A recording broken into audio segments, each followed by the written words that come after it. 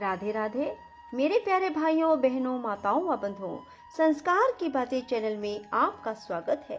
बंधुओं, आज मैं आपको सुना रही हूँ कार्तिक मास महात्म की कथा का चौथा अध्याय।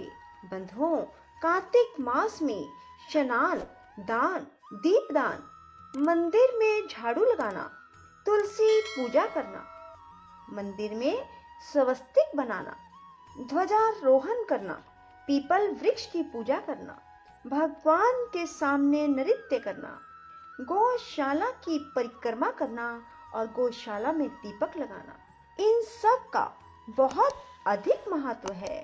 जो मनुष्य भी कार्तिक मास में मंदिर में जाकर झाड़ू लगाते हैं, उनके महापातक का नाश हो जाता है और वे जीवन मुक्त हो जाते हैं।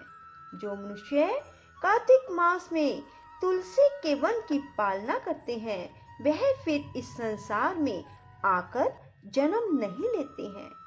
जो मनुष्य कार्तिक मास में दीपमाला करते हैं, उनके घर में कभी भी धन का अभाव नहीं रहता है। जो मनुष्य कार्तिक मास में शिव की आराधना करते हैं, उनकी दरिद्रता का निवारण हो जाता है, अर्थात उन्हें धन लाभ होता है। उनके घर में लक्ष्मी जी का स्थायी वास रहता है।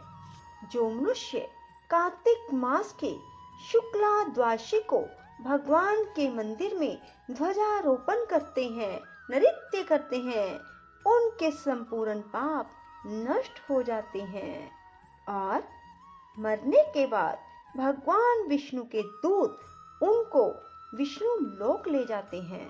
बोलो विष्णु भगवान की जय, लक्ष्मी माता की जय, शिव शंकर भोलेनाथ की जय, माँ पार्वती की जय। नारद जी बोले, भगवान विष्णु ने मछली का रूप धारण किया, विंध्याचल पर्वत पर तप कर रहे महर्षि कश्यप की अंजलि के जल में जा पहुंचे। महर्षि कश्यप ने दया करके उसे अपने कमंडल में रख लिया। जब उसने बड़ा रूप धारण किया तो उन्होंने उस कुएं में डाल दिया। जब कुएं में भी ना समा सकी तो उन्होंने उसे तालाब में फेंक दिया। जब वह तालाब में भी ना आ सकी तो उन्होंने उसे समुद्र में डाल दिया। वह वहां पर भी बढ़ने लगी। फिर उस मत्स्य रूपी नारायण ने उस शंखासुर को मार डाला। इसके बाद शंख को हाथ में लेकर बद्रीनाथ में आ पहुंचे। बद्री नारायण में आकर उन्होंने सब ऋषि व महर्षियों को बुलाकर आज्ञा दी कि पानी में इधर उधर फैले हुए वेदों को ढूंढो और उन्हें शीघ्र मिलाकर मेरे पास लाओ। तब तक मैं देवताओं के साथ शिवप्रयाग में ठहरा हूँ। इसके बाद सब ऋषि महर्षियों ने इन सब बीजों वेद मंत्रों को ढूंढ निकाला। उन वेदों में से जो जो भाग जिस जिस ऋषि को मिला वह उसी का हो गया। उस भाग के उसी दिन से वह ही ऋषि कहलाए।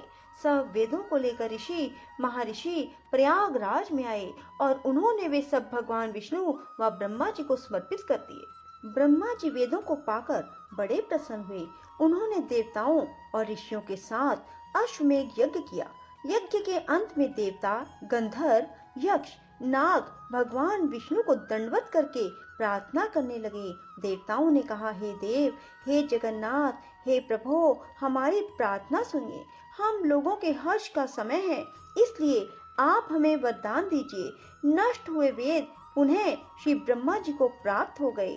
हे लक्ष्मीपते, आपकी अनुकंपा से हम देवताओं को यक्ष का भाग भी मिला है। यह स्थान आपके प्रसाद से आज पृथ्वी भर में सर्व प्रधान, पुण्य को बढ़ाने वाला, मुक्ति तथा भक्ति को प्रदान करने वाला हो, ब्रह्म हत्या आदि पापों का नाश करने वाला, परम पवित्र और अक्षय फल देने वाला हो। यह वरदान हमें दीजिए। भगवान विष्णु ने कहा, जो कुछ आप लोगों ने कहा है वह मेरा भी ध्येय है। जैसा आप लोगों ने कहा कि यह स्थान आज से ब्रह्म क्षेत्र के नाम से पुकारा जाएगा, इस स्थान पर गंगा जी व सूर्यपुत्री यमुना जी का संगम होगा। मैं श्री ब्रह्मा जी सहित यहाँ पर निवास करूंगा। यहाँ पर किया हुआ जप, तप, दान महान फलदायक होगा। पहले जन्म में किए हुए पाप